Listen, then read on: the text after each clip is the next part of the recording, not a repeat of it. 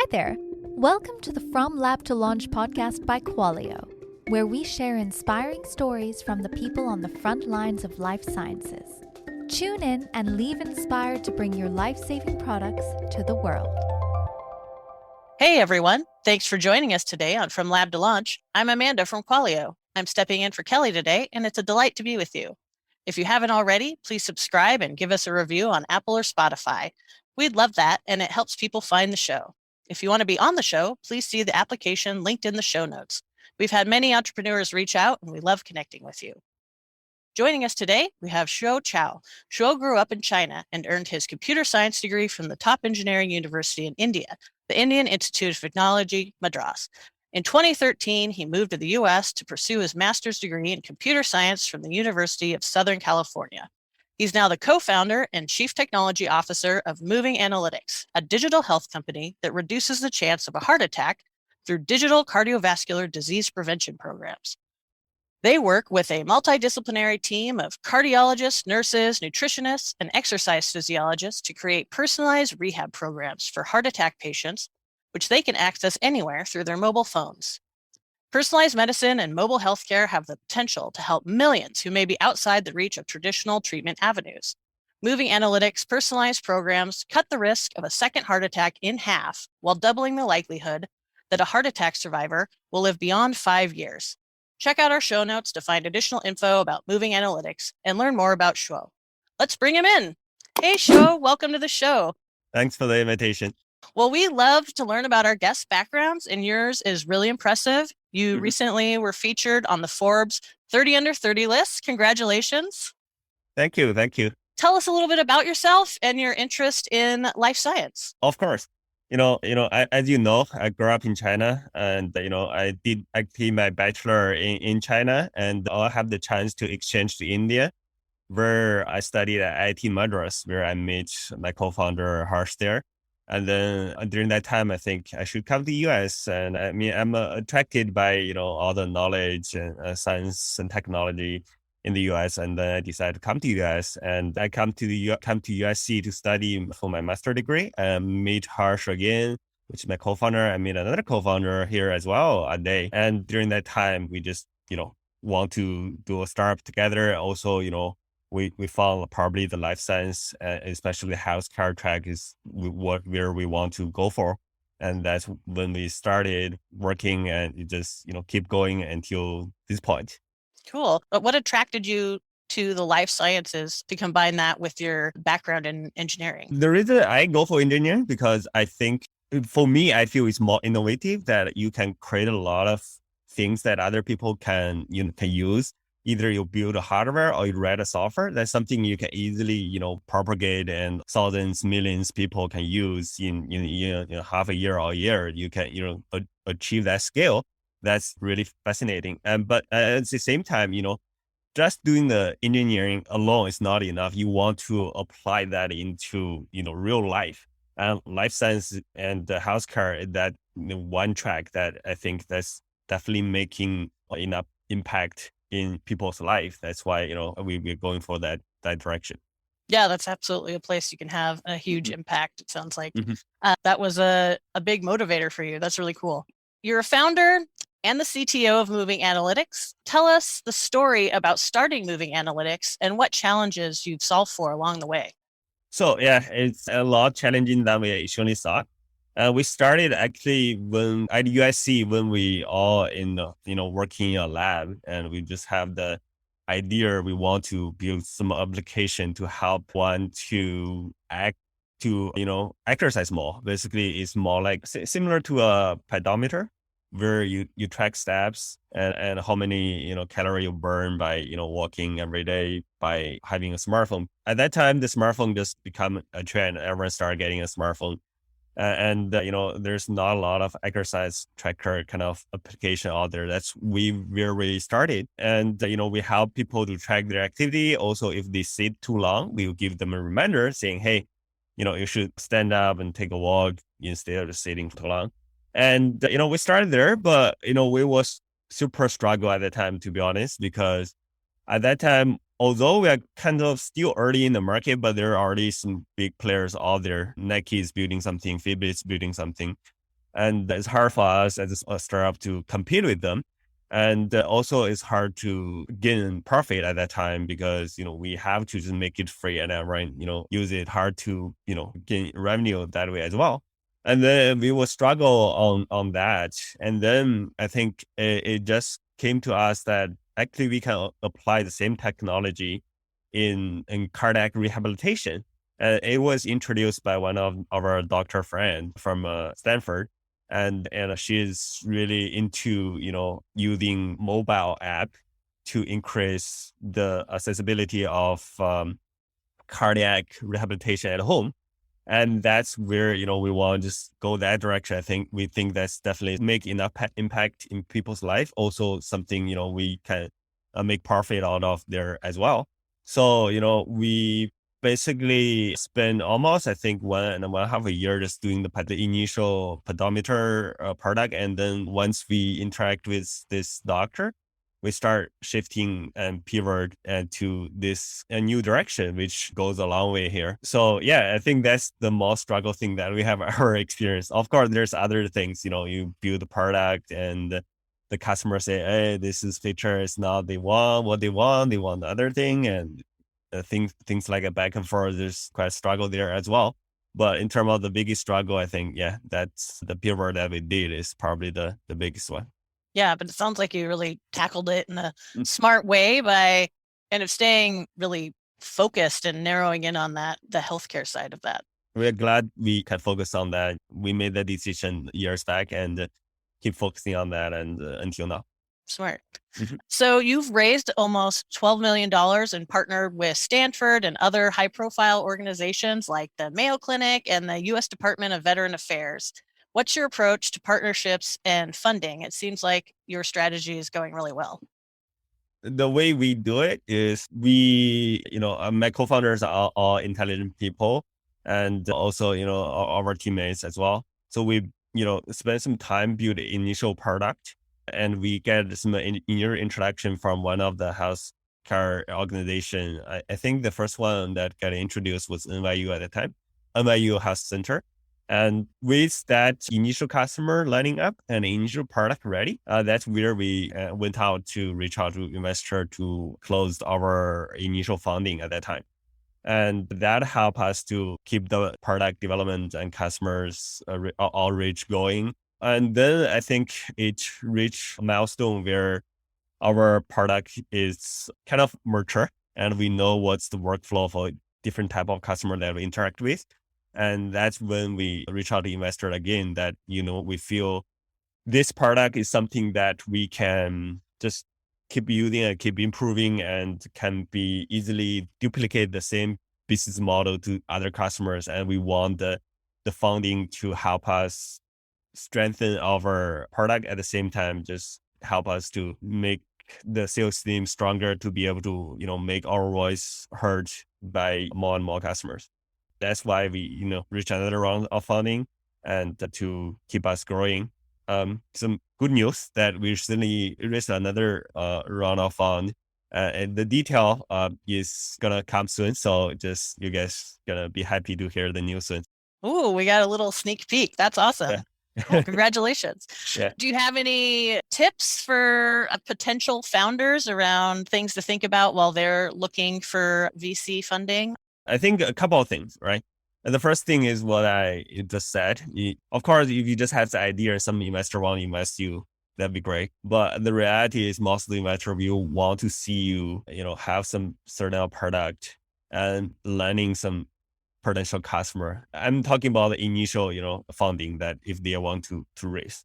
And that's the investor want to see. You have a kind of a product that can demo. It doesn't have to be, have detailed feature that every feature that you want to build, but it should have at least the MVP, the minimum viable product that, as long as can do the work that you say it can do, that's good enough for the investor. And if you also have a potential customer showing interest, even just a letter of intent, or if you have a contract, that's even better.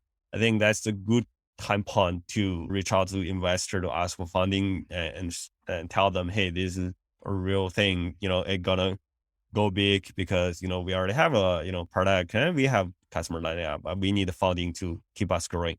That's what investor definitely would like to see that. And I think second aspect is you probably want to time your fundraising as well. Usually, if you're a small team or a big team, it doesn't matter. You always want to think about fundraising or start your fundraising something like at least 6 months. You have a runway that you have to make sure. That means if you think about fundraising, you probably want to start, 12 months so that you have funding raised when you have 6 months runway. You don't want to wait too long. You should always keep your, how do I say, your balance in your bank that be able to support the team going for another 6 months at any given time. If you feel, you're going to run out in 12 months, then you should start thinking about fundraising and, close that funding raising before the 6 month mark. Because if the 6 months mark reached and you still don't have enough funding to keep your team going, then you're going to start panic and, the team going to get down themselves as well. And it's not good for the business and not good for the team. So definitely, start preparing.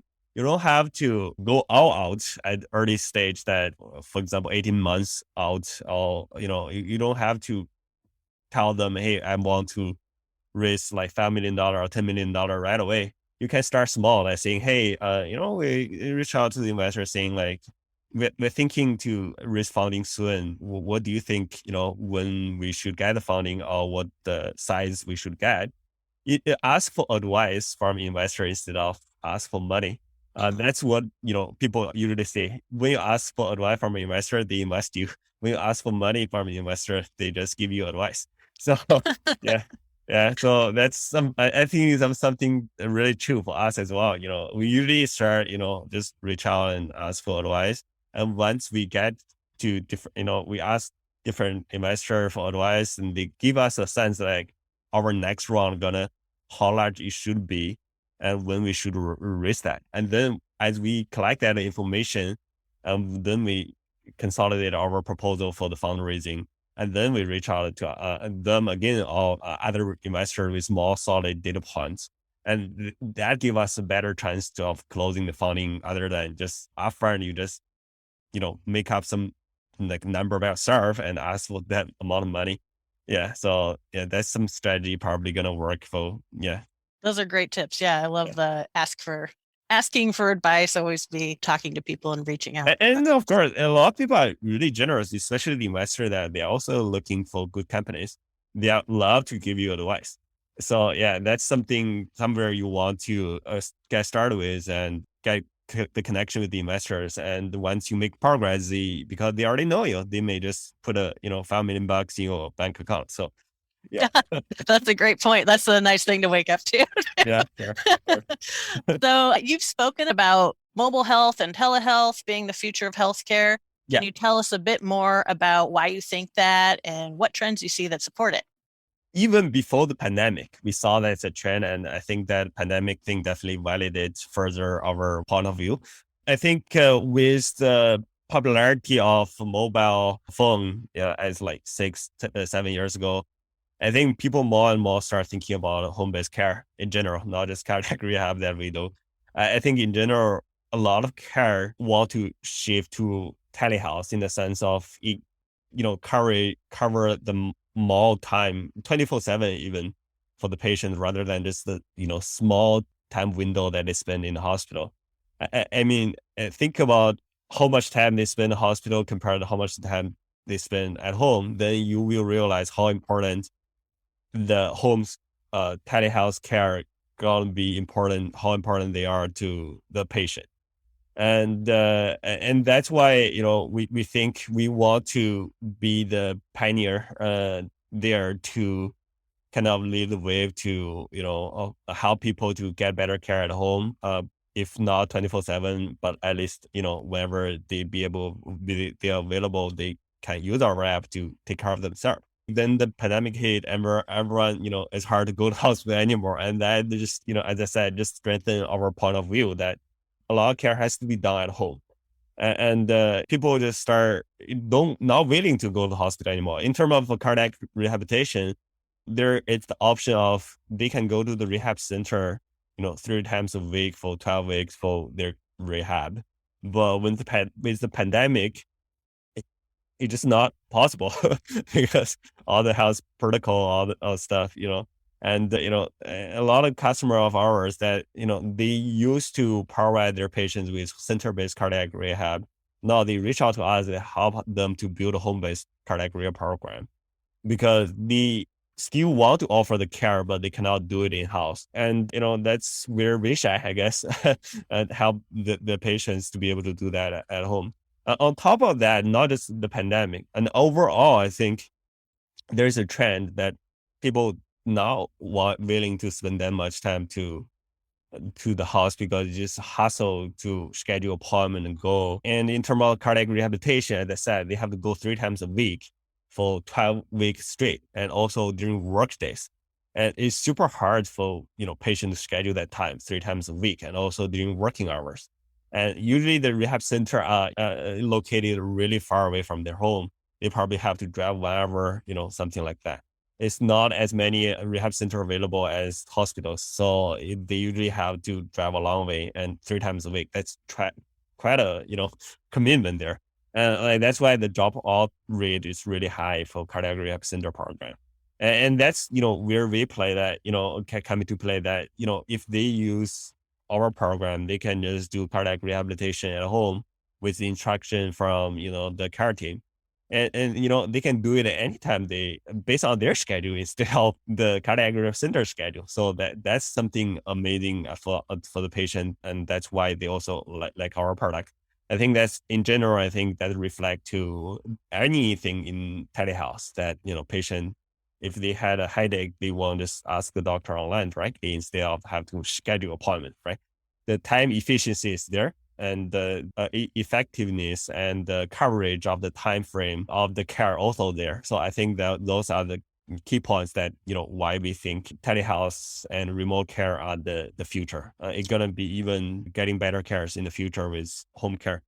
Yeah, absolutely. It sounds like it's totally a win-win for clinicians and patients, because I also know that clinicians spend a lot of time thinking about and caring about and trying to, sometimes they're put in the place where they need to help people set up transportation. And again, transportation is also just a huge hurdle for a lot of patients, especially people in rural areas, something we don't think about all the time in terms of healthcare. Yeah, that's great. How can mobile health impact high density countries like China and India, for example?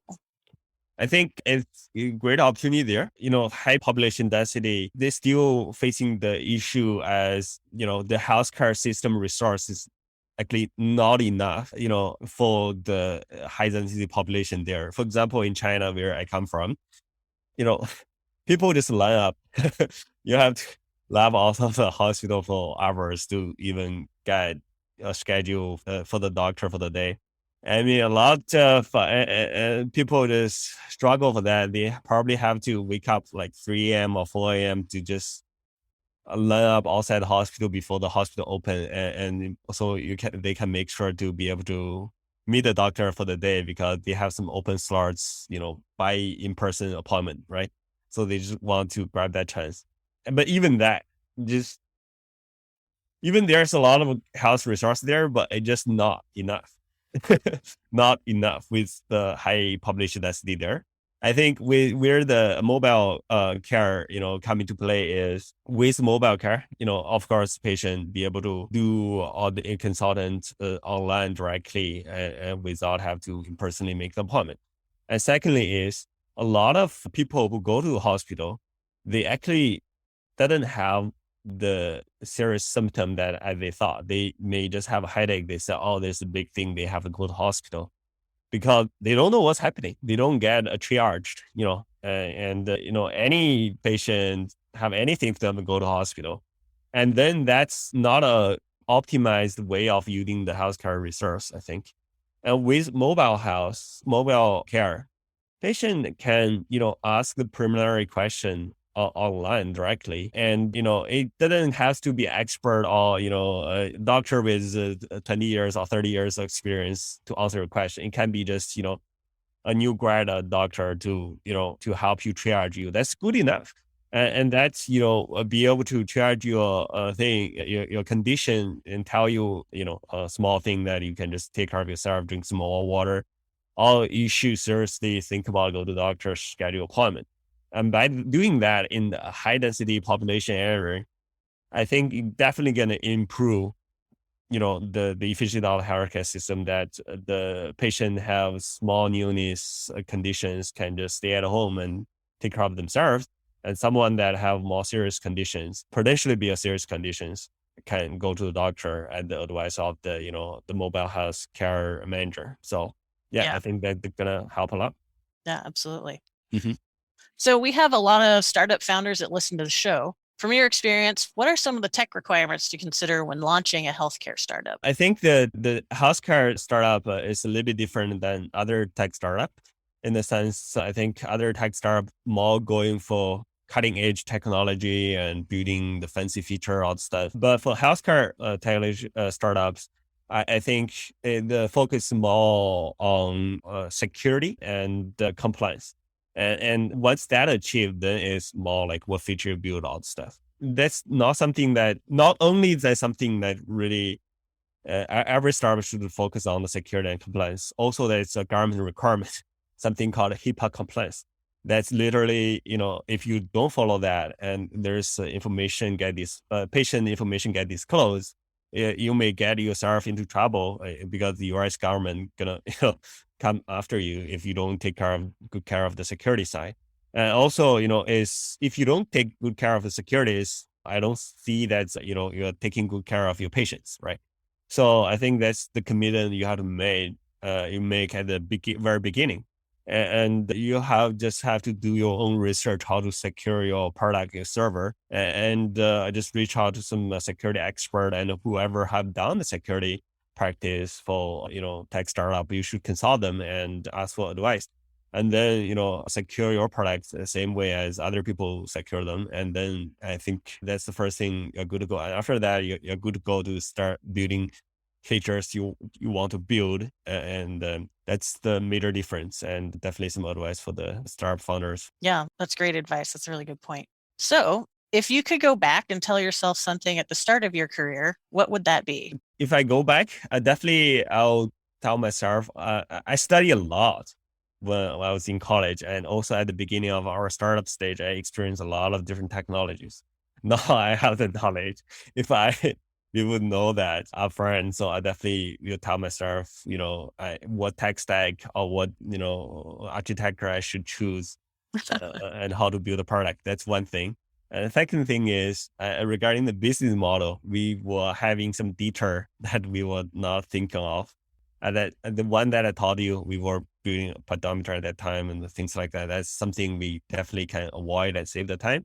Even like when our business keep running well and growing, we also have some, blockers where we're experiencing the business model. Business model was not perfect, and we, facing some resistance from some of our customers at the beginning as well. That's something we can avoid as well. Like in the sense of we were reaching out to hospital to pay us to use our product, but it's turned out to be not a good way. And we just shifted the emphasis to reach out to provider, which is, insurance companies, to make us be reimbursable. And that solves us a lot of problem now, that once that reimbursement is there, it's easier for us to make revenue and grow our business. That's, I think, another thing that I want tell my, 10 years ago or 8 years ago myself, that, if you know that, you should already reach out to the peers at the beginning, things like that. I think those are the things that I want to tell myself. Yeah, fair enough. That's a good point. So before we wrap up, we like to ask all of our guests, where can people go to learn more, follow along, and connect with you? I mean, if you guys want to connect, feel free to, reach out me on LinkedIn. You can search my full name, Shuo Qiao. And use the keyword movie analytics, you definitely found me there. And that's the most, I don't use other social network that much. So I think that's the best way you can reach out to me. Great. Sounds good. Thank you so much for joining us today. It was great chatting with you. Thanks for the time, Amanda.